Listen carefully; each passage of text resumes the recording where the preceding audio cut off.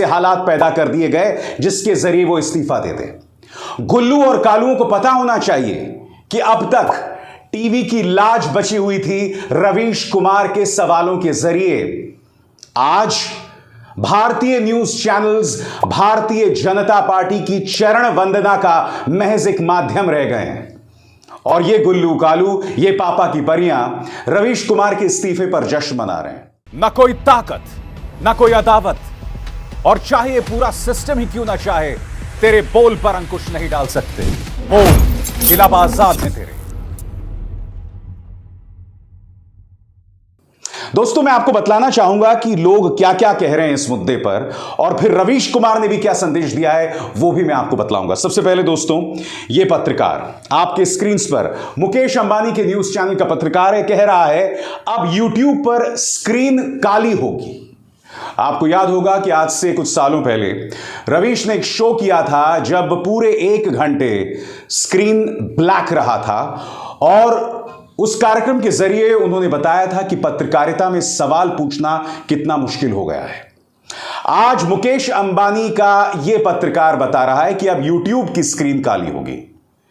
इत्तेफाकन ये वही आदमी है दोस्तों जिस पर दंगे भड़काने को लेकर FIR दर्ज है। इसकी किस्मत है कि भारत का विपक्ष कांग्रेस है, एक ढीली कांग्रेस। अगर कोई और पॉलिटिकल पार्टी होती या इसने भारतीय जनता पार्टी के लिए असहज करने वाली बात कही होती तो यह अब तक जेल में होता।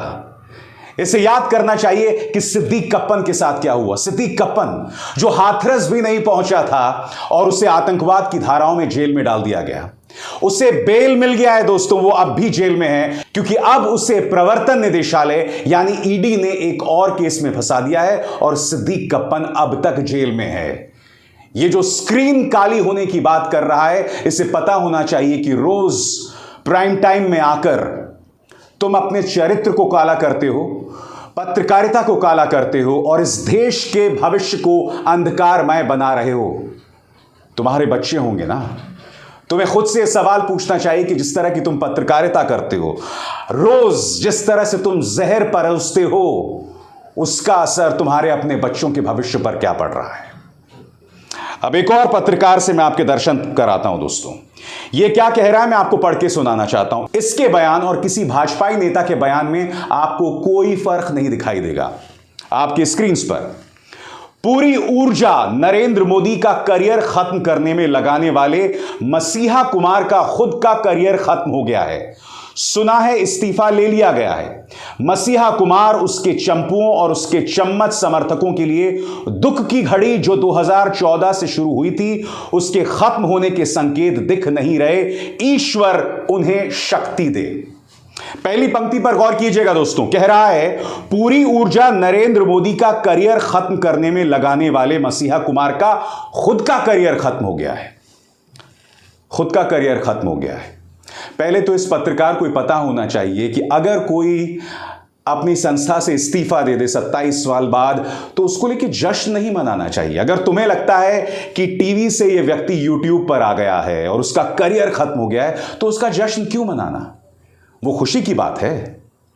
हिंदू धर्म में कर्म के सिद्धांत को याद रखो मेरे दोस्त, क्योंकि आज तुम किसी के करियर खत्म होने पर जश्न मना रहे हो। सोचो कर यही पलट के तुम्हारे पास आएगा, तुम्हें कैसा लगेगा? मगर आप पहली पंक्ति पर गौर कीजिएगा, नरेंद्र मोदी का करियर खत्म करने चले। इन पत्रकारों को पता होना चाहिए कि नरेंद्र मोदी जी का कोई करियर नहीं खत्म कर सकता, क्योंकि नरेंद्र मोदी जी का एक पूरा प्रचार तंत्र है जो उनके लिए काम करता है। यह ना भूलें कि 99.999% पत्रकार इस देश के नरेंद्र मोदी जी की चरण वंदना करते हैं। तो करियर एक पत्रकार कैसे खत्म कर सकता है बताइए? अब आपके स्क्रीन पर यह है मनोज मुंतशिर का ट्वीट। यह कह रहे हैं कि इस्तीफा दे दिया है, अब यूट्यूब पर उत्पात मचाएंगे। सीधे तौर पर यहां रवीश कुमार पर हमला किया गया है। मनोज मुंतशिर वो गीतकार हैं जो आज से 2 साल पहले तक हिंदू मुस्लिम भाईचारे की बात करते थे, मगर फिर इनको समझ आया कि सत्ता का गुणगान करेंगे और उनके एजेंडा पर चलेंगे तो ज्यादा तरक्की करेंगे। आज से कुछ सालों पहले इन्होंने यह कहा था कि अगर इलाहाबाद का नाम बदलकर प्रयागराज कर दिया जाएगा तो ऐसा होगा मानो मेरी मां का नाम बदल दिया गया हो। मगर फिर इसे वक्त की नजाकत समझ आ गई।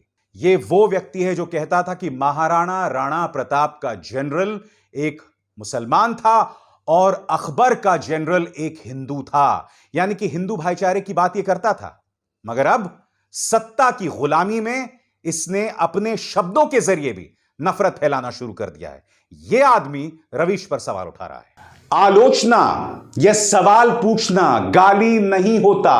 कुछ दिनों पहले प्रधानमंत्री ने कहा था कि मुझे रोज 2 से 3 किलो गालियां पड़ती हैं। प्रधानमंत्री के उस बयान और इस पत्रकार के बयान में क्या फर्क है?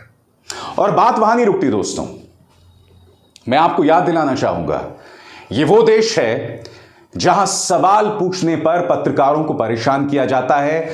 आपके सामने मैं उसकी जीती जागती मिसाल हूं। मुझ पर अनाप शनाप इनकम टैक्स के केसेस लगाए गए, मेरे परिवार तक को परेशान किया गया। यह बात अलग है कि हम वो केसेस जीत गए। मैं जिस मंच से आपसे बात कर रहा हूं यानी न्यूज क्लिक, 114 घंटे तक, याद कीजिएगा, एनफोर्समेंट डायरेक्टरेट की रेड पड़ी, हमारे पत्रकारों को परेशान किया गया, न्यूज क्लिक के पत्रकारों को परेशान किया गया।